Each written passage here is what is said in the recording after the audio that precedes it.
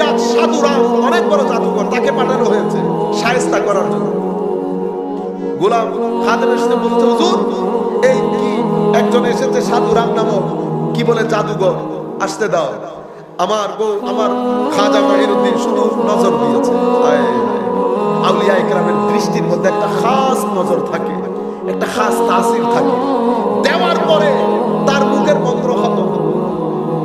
এরপরে নামাজ আদায় করেছে খাজা মঈনুদ্দিন। আমার ভাইয়েরা, নামাজ কত গুরুত্বপূর্ণ দেখে, সেই গুরুত্বপূর্ণ পয়েন্টেও হুজুর খাজা মঈনুদ্দিন নামাজ পড়ে নাই। আমরা আজকে তরিকত তাসাউফের নাম দিয়ে নামাজটাই করি। নামাজ পড়ে আরেক দৃষ্টি দেওয়ার পরে পুরো শরীরের মধ্যে প্যারালাইজড হয়ে গেছে। এরপরে খাজা মঈনুদ্দিন বললেন, সাধুরাম কি বলবি বল। বলতে চেয়েছিল রাম রাম, হয়ে গেছে রহিম রহিম। রহিম রহিম বলার দে, তার সাথে যারা এসেছে তারা সমানে মারতে শুরু করেছে সাধুরামকে। পুরো অবস্থা খারাপ, মেরে ফেলার জোগাড়।